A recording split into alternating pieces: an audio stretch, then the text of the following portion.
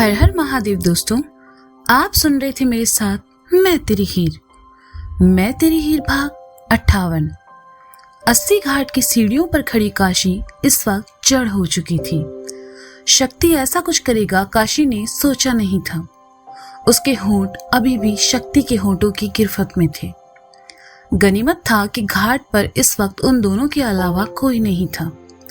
कुछ देर बाद शक्ति ने काशी को खुद से दूर किया और पीछे होकर कहा, आज के बाद हमारा पीछा मत करना।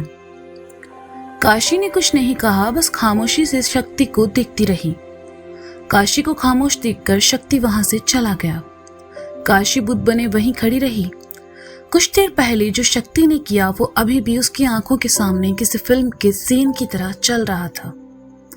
काशी बिटिया, वहां क्या कर रही हो? घर नहीं जाना? दीना ने ऊपर सीढ़ियों पर खड़े खड़े आवाज दी तो काशी की तंद्रा टूटी और वह दीना की तरफ बढ़ गई। इतनी ठंड में भी उसे पसीने आ रहे थे। काशी ने अपना चेहरा हाथ से पोंछा और ऊपर चली आई। बिटिया, इतनी रात में यहाँ ऐसे अकेले घूमना ठीक नहीं है, चलो घर चलते हैं, दीना ने कहा और काशी के साथ गाड़ी की तरफ बढ़ गया। काशी आकर गाड़ी में बैठी। आते टाइम वह जितनी बातें कर रही थी, जाते टाइम वह उतनी ही खामोश थी। दीना ने भी इस बात पर ज्यादा ध्यान नहीं दिया। काशी की आंखों के सामने एक बार फिर वही घाट वाला सीन आने लगा और इस बार तो शक्ति की कही बात भी उसके कानों में गूंजी, हम बुरे इंसान हैं, आज के बाद हमारा पीछा मत करना।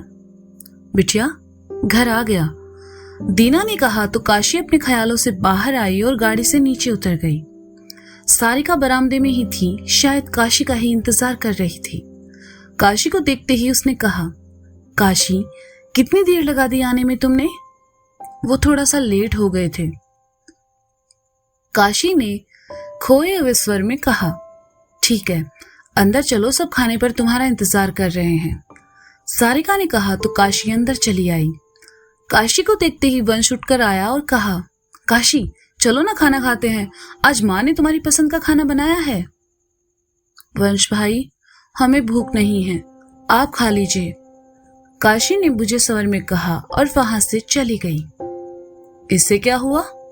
वंश ने डाइनिंग की तरफ आते हुए कहा, शायद कल लड़के के आने को लेकर परेशान है, खाना खाने के बाद हम उससे बात करेंगे, शिवम ने कहा तो फिर सब खाना खाने लगे। काशी अपने कमरे में आई, गले से दुपट्टा निकालकर साइड में रखा और तकिया लेकर बिस्तर पर पेट के बल आ गिरी। वो पल उससे भुलाए नहीं भूल रहा था। काशी शक्ति को पसंद करने लगी थी, लेकिन ये फैसला नहीं कर पा रही थी कि शक्ति अच्छा इंसान है या बुरा। एक पल में उसे शक्ति अच्छा लगने लगता तो अगले ही पल वह बुरा बन जाता। काशी इन सब में उलझती जा रही थी। हालांकि वह काफी समझदार थी, लेकिन शक्ति के मामले में उसे कुछ समझ नहीं आ रहा था। काशी इन्हीं ख्यालों में उलझी हुई थी कि उसका फोन बजा। काशी ने देखा फोन गौरी का था। काशी ने बेमन से फोन उठाया और कहा, हेलो। क्या हुआ काशी मैडम, इतना अपसेट क्यों हो? दूसरी तरफ से गौरी ने पूछा। कल हमें देखने लड़का आ रहा है, काशी ने उसी उदासी भरे स्वर में कहा। क्या? ये कब हुआ? अच्छा, इसलिए तेरे पापा ने तुझे वापस बुलाया है। काशी पागल मत बन, ये कोई उम्र नहीं है शादी करने की। हेलो, तू सुन रही है ना? हेलो, गौरी ने कहा। हाँ, हम सुन रहे हैं, ये एक बहुत लंबी कहानी है, काश तुम यहाँ होती तो हम तुम्हें सब बताते, काशी ने बुझे मन से कहा। डोंट वरी, हम लोग बनारस के लिए निकल चुके हैं, सुबह तक पहुंच जाएंगे, मैंने ये बताने के लिए ही तुम्हें फोन किया था, गौरी ने कहा। क्या? सच में? और आंटी की तबीयत, वो ठीक है ना? काशी उठकर बैठ गई। हाँ, वो बिल्कुल ठीक है, आज सुबह ही घर आई है। उन्होंने राजमा चावल खा लिया था और इसी वजह से उन्हें एसिडिटी हो गई थी, इसलिए हॉस्पिटल जाना पड़ा। अभी जय और मासी है उनके साथ और वह बिल्कुल ठीक है, लेकिन मुझे लगता है तुम बिल्कुल ठीक नहीं हो। अच्छा हुआ हम लोग आज शाम में ही निकल गए, वरना तो सीधा तेरी एंगेजमेंट में पहुंचते, गौरी ने कहा। शट अप, हमें अभी कोई शादी वादी नहीं करनी, काशी ने कहा। अच्छा, ये सब छोड़ो, मुझे ये बताओ शक्ति से मिली या नहीं, गौरी ने पूछा। शक्ति का नाम सुनते ही काशी खामोश हो गई। उसे फिर वही घाट वाला सीन याद आ गया और उसने कहा, गौरी तुम बस जल्दी से यहाँ आ जाओ, हमें तुमसे बहुत बातें करनी है और तुम्हें कुछ बताना भी है, लेकिन फोन पर नहीं बता सकते। अच्छा ठीक है, तुम परेशान मत हो, सुबह जल्दी ही पहुंच जाएंगे। डोंट वरी, पहुंचकर फोन करती हूँ, ठीक है, अपना ख्याल रखना। गौरी ने कहा और फोन काट दिया। काशी ने फोन साइड में रख दिया। गौरी आ रही है जानकर उसे थोड़ी तसल्ली मिली। काशी अपने ख्यालों में खोई हुई थी कि किसी ने दरवाजे पर दस्तक दी और दरवाजा खटखटाया। काशी ने देखा दरवाजे पर शिवम खड़ा था। काशी बिस्तर से उठ खड़ी हुई और कहा, पापा आप आइए ना, आप खाना खाने क्यों नहीं आई? शिवम ने अंदर आते हुए कहा, हमने शाम में ही कुछ खा लिया था जिससे हमें भूख नहीं थी, बस इसलिए हम नहीं आए। काशी ने कहा, पक्का यही बात है ना बेटा? हम सुबह से देख रहे हैं आप कुछ परेशान सी हैं, कोई बात है तो आप हमें कह सकती हैं। शिवम ने काशी के पास आकर कहा, नहीं पापा कोई बात नहीं है, वो अचानक से आपने हमारी शादी की बात। कहते कहते काशी रुक गई। काशी बाबा की बात हम नहीं टाल सकते, पर हम आपके साथ कोई जबरदस्ती भी नहीं करना चाहते। कल लड़के से मिलिए, अगर आपको पसंद नहीं आता तो आप आकर हमसे साफ कह दीजिएगा, आपकी मर्जी के बिना हम कुछ नहीं करेंगे। शिवम ने कहा तो काशी ने शिवम की बाह पकड़कर उसके सीने पर अपना सर रखते हुए कहा, हम आपको छोड़कर नहीं जाना चाहते पापा। शिवम ने सुना तो मुस्कुरा उठा और कहा, हमारा बस चले तो हम आपको कहीं ना जाने दें, लेकिन ये दुनिया की रीत है बेटा, बेटियों को एक दिन शादी करके अपने ससुराल जाना ही पड़ता है। जैसे आप बाबा की बात नहीं टाल सकते, वैसे हम भी आपकी बात नहीं टालेंगे, हम कल लड़के से जरूर मिलेंगे। काशी ने शिवम से दूर होकर कहा, चलो आप कुछ खा लो। शिवम ने कहा, हमें सच में भूख नहीं है पापा। काशी ने बच्चों की तरह मुंह बनाकर कहा, अच्छा ठीक है, हमें थोड़ा काम है, हम आते हैं, आप आराम करो। कहकर शिवम वहां से चला गया। शिवम को भी इतनी जल्दी काशी का रिश्ता करना सही नहीं लगा, लेकिन बाबा के लिए उसने कुछ नहीं कहा। खैर काशी अब टेंशन फ्री थी क्योंकि शिवम की तरफ से उसे हरी झंडी मिल चुकी थी। साथ ही गौरी भी बनारस आ रही थी। काशी सोने चली गई।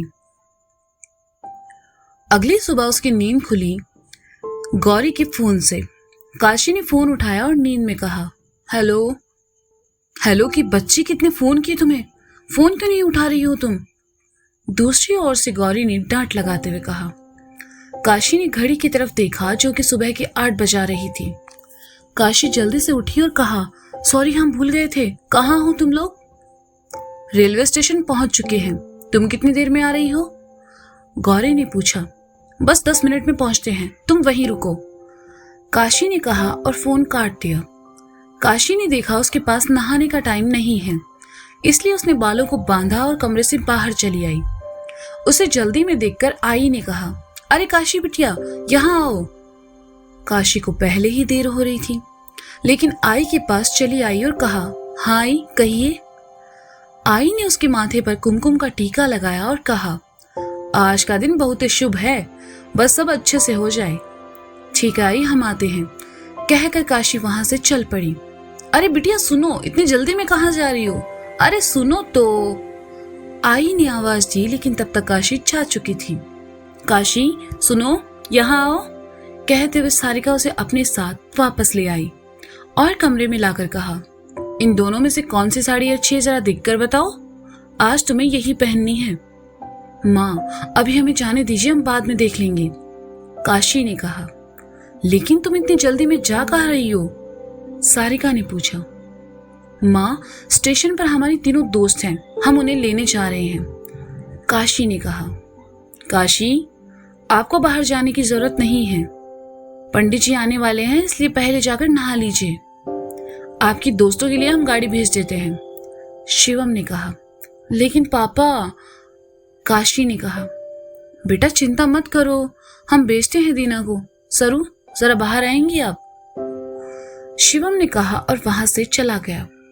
काशी को कुछ समझ नहीं आ रहा था। उसने अपना फोन उठाया और जैसे ही गौरी को फोन लगाने लगी, सामने से मुन्ना आता दिखाई दिया। काशी ने फोन रखा और उसके पास गई। मुन्ना कुछ सामान लेकर आया था, उसने वह सामान आई को दिया और जाने लगा। तो काशी ने कहा, मुन्ना भैया। हाँ काशी। मुन्ना ने काशी के सामने आकर कहा, मुन्ना भैया, इंदौर से हमारी कुछ दोस्त आई हैं, अभी स्टेशन पर है। हमें उन्हें लेने जाना था लेकिन पापा ने हमें रोक दिया, तो क्या आप उन्हें ले आएंगे प्लीज? काशी ने कहा। मुन्ना ने खुद को देखा, सुबह सुबह वह टी शर्ट और ट्राउजर में था, नहाया भी नहीं था, बल्कि शिवम ने उसे किसी काम की वजह से ऐसे ही घर से बुला लिया। मुन्ना ने काशी की तरफ देखा और कहा, ऐसे जाएं? मुन्ना भैया चले जाइए ना प्लीज। काशी ने रिक्वेस्ट की तो मुन्ना ने कहा, अच्छा ठीक है, तुम अपनी दोस्त को फोन कर दो कि स्टेशन के बाहर मिले। आप गाड़ी ले जाइए, वे 3 लोग हैं, उनके पास सामान भी होगा। काशी ने डाइनिंग पर रखे शिवम की गाड़ी की चाबी मुन्ना को देते हुए कहा। मुन्ना बाहर आया, गाड़ी स्टार्ट की और वहां से निकल गया। उसने गाड़ी में लगे मिरर में खुद को देखा। दाढ़ी पड़ी हुई थी, आंखों से नींद साफ झलक रही थी। खैर, मुन्ना स्टेशन के बाहर पहुंचा। वह गाड़ी से उतरा और काशी के दोस्तों को ढूंढने लगा। मुन्ना यहाँ सब कुछ जानता था, लेकिन साइड में सीढ़ियों के पास खड़ी 3 लड़कियां उसे बनारस की नहीं लगी। उनमें से 2 का चेहरा मुन्ना की तरफ ही था और तीसरी ने उसकी तरफ पीट कर रखी थी। दोनों लड़कियां रितु और प्रिया ही थी। मुन्ना को अपनी ओर देखा तो उन्होंने तीसरी लड़की से कुछ कहा। गौरी पलटी। जैसे ही मुन्ना ने उसे देखा, उसका दिल धड़क उठा। जिस लड़की से वह इंदौर में टकराया था, ये वही लड़की थी। मुन्ना है पलक गौरी को देखता रहा। उसका दिल अभी भी तेज तेज धड़क रहा था। उसने सोचा नहीं था इस लड़की से उसकी दोबारा मुलाकात होगी, और वो भी ऐसे बनारस में। गौरी रितु प्रिया के साथ मुन्ना की तरफ चली आई। मुन्ना को खोया हुआ देखकर गौरी ने उसके सामने अपना हाथ हिलाते हुए कहा, हेलो। मुन्ना की तंद्रा टूटी। गौरी बिल्कुल उसके सामने खड़ी थी। मुन्ना ने कहा, आप सब काशी की दोस्त हैं? हाँ, शायद उसने तुम्हें हमें लेने के लिए भेजा है। रितु ने कहा। हाँ, आइए, मुन्ना ने कहा और ड्राइवर सीट वाला दरवाजा खोला। और जैसे ही बैठने को हुआ, रितु ने दरवाजे के शीशे को नॉक किया तो मुन्ना ने उसकी ओर देखा। सामान कौन उठाएगा? रितु ने कहा। हम उठाएं? मुन्ना ने गाड़ी का दरवाजा बंद कर रितु के सामने आकर कहा। बिल्कुल। तुम्हें कोई और दिख रहा है यहाँ? नहीं ना? चलो जल्दी से सामान गाड़ी में रखो, मुझसे अब यहाँ और खड़े नहीं रहा जा रहा, रितु ने थोड़ा घमंड के साथ कहा। मुन्ना ने कुछ नहीं कहा, चुपचाप सामान उठाया और गाड़ी में पीछे डिग्गी में रखने लगा। तुमने उसे सामान उठाने को क्यों कहा? गौरी ने कहा। तुम्हें ये कहीं से भी काशी का फैमिली मेंबर लगता है? काशी बता रही थी कि उसके पापा बहुत पैसे वाले हैं, तो शायद ही उनके घर में काम करता होगा। इसके कपड़े और हुलिया देखकर ही लग रहा है। गौरी की बात सुनकर रितु ने जवाब दिया। लेकिन ये बात मुन्ना ने सुन ली, पर वो फिर भी खामोश रहा। उसने डिग्गी बंद की और ड्राइवर सीट पर आ बैठा। तब तक गौरी, रितु और प्रिया भी बगल में खड़ी सेल्फी लेने लगी और फिर गाड़ी में आकर बैठ गई। गौरी बिल्कुल मुन्ना के बगल में ही बैठी थी, लेकिन उसे भी नहीं पता था कि मुन्ना कौन है। मुन्ना खामोश था, उसके चेहरे पर कोई भाव नहीं थे, लेकिन अपनी बगल में गौरी को बैठे देखकर उसका दिल बहुत जोरों से धड़क रहा था। मुन्ना ने गाड़ी घर जाने वाले रास्ते की ओर बढ़ा दी। यार, काशी के घर में काम करने वाले लड़के भी कितने हैंडसम दिखते हैं ना।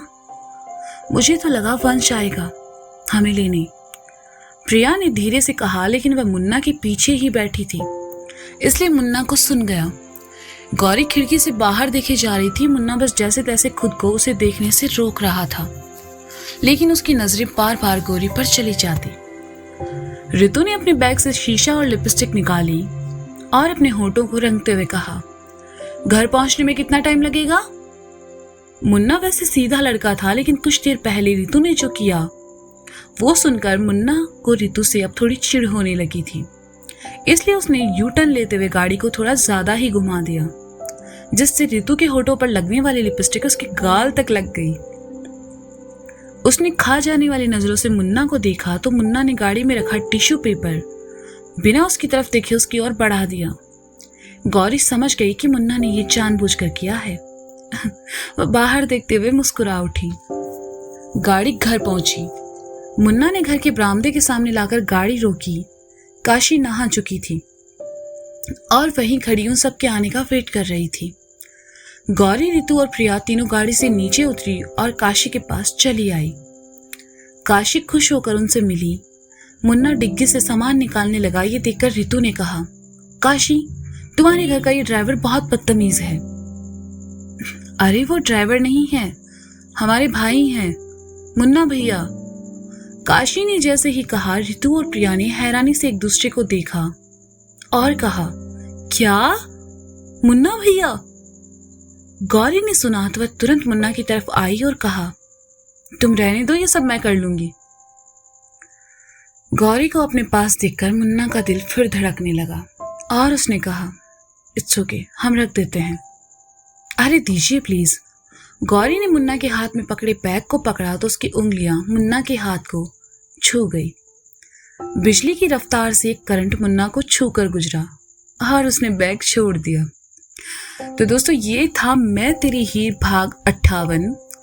इसका अगला भाग आप जल्द ही सुनेंगे मेरे साथ। तब तक के लिए, क्या काशी की सगाई में होने वाला है कोई बवाल? क्या रितु मांगेगी मुन्ना से अपनी बदतमीजी के लिए माफी? क्या मुन्ना समझ पाएगा अपनी धड़कनों का इशारा? जानने के लिए सुनते रहिए मैं तेरी हीर। और कहानी को लंबा नहीं खींच रही हूं, बल्कि कहानी ही ऐसी है। पहली कहानी शिवम और मुरारी की थी, इसलिए थोड़ी छोटी थी, लेकिन इस कहानी में शिवम मुरारी तो है ही है, उनके साथ मुन्ना, वंश, गौरी, काशी, शक्ति और भी बहुत सारे लोग हैं, इसलिए कहानी थोड़ी बड़ी लग रही है। लेकिन कहानी में घटने वाली हर घटना कहानी में आगे आने वाले भागों से जुड़ी हुई है, तो थोड़ा सा धैर्य के साथ पढ़ें, कहानी में मजा आने वाला है। Bye bye.